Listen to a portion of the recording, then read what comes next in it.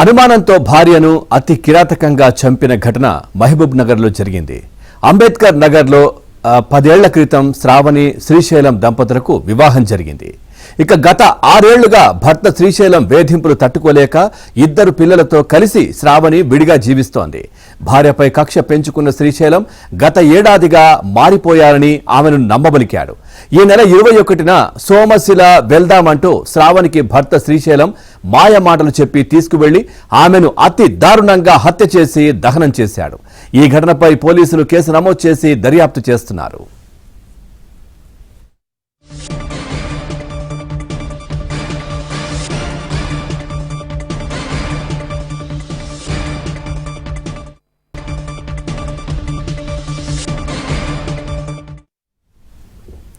Right, ఇక ఇదే అంశంపై మరింత సమాచారాన్ని మా కరెస్పాండెంట్ బస్వరాజ్ అందిస్తారు. బస్వరాజ్, ఓటు. చెందిన శ్రావణి అనే వివాహిత మహిళ దారుణ హత్యకు గురైన ఘటన ఆలస్యంగా వెలుగు చూసింది. శ్రావణి తల్లిదండ్రులు, అదేవిధంగా శ్రావణికి ఉన్న 2 కూతురు కుమారుడు, 2 కూడా చాలా చిన్న పిల్లలు. వీళ్ళిద్దరినీ కూడా అనాథాలుగా చేసిన ఘటన ఇది. ఇందులో వివరాలు తెలుసుకునేందుకు ప్రయత్నం చేద్దాం. అసలు శ్రావణి తర్వాత శ్రీశైలం లవ్ మ్యారేజ్ అంటున్నారు కదా, ఎక్కడ పరిచయం ఏర్పడింది? ఇక్కడ మామూలు రిలయన్స్లో మా పాప చేస్తున్నారు సార్. వాడు కూడా ఎక్కడో చేస్తున్నాడు. ఆ ఫోన్ కాంట్రాక్టర్లు 2 కలిసి ఇంకా అట్లా ప్రేమించుకొని వాళ్ళు పారిపోయినారు. పారిపోయిన తర్వాత మేము మా బంధువులకు మేము ఫోన్ చేసినాము. అప్పుడు మేము ఆ కూతురుని ఇయ్యము అంటే బాబు మేము చేసుకుంటామంటే చెప్తే మీరు చేసుకునేటట్లయితే మంచి పెట్టుకునేటట్లయితే ఇస్తామంటాను. మేము కూడా ఒప్పందం చేసుకున్నాము.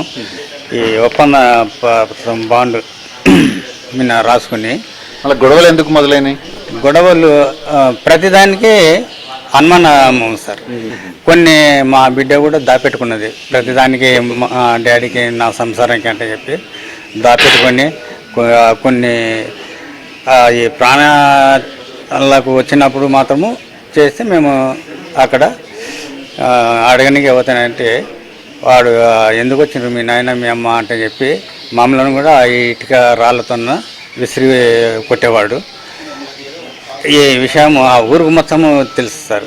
భర్త శ్రీశైలం భార్య శ్రావణిని కొడుతుండేవాడు అన్నారు. తర్వాత దూరం అయ్యారు. దూరం అయిన తర్వాత మళ్ళీ ఎందుకు దగ్గర అయ్యారు? ఎందుకు మళ్ళీ కలిసిమెలిసి ఉండాల్సి వచ్చిందమ్మా? ఎందుకు దగ్గర అయ్యారు సార్? వాడు వచ్చిండ్రు. వాడు వచ్చిండ్రు.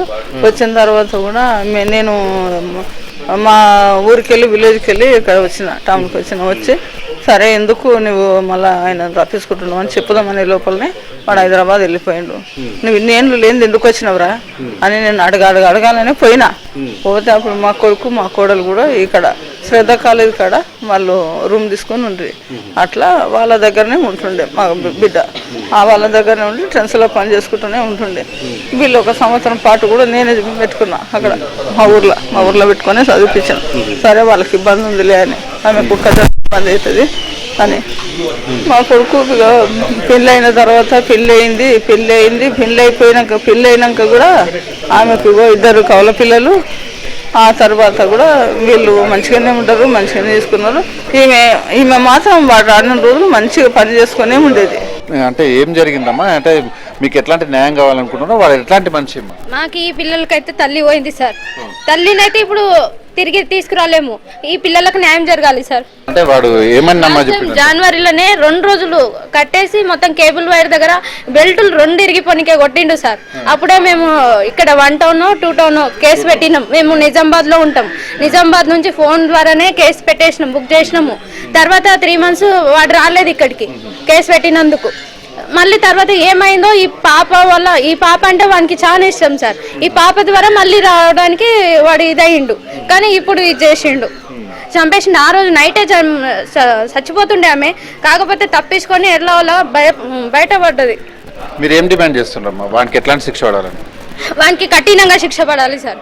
ప్లస్ ఈ పిల్లలకు కూడా న్యాయం జరగాలి.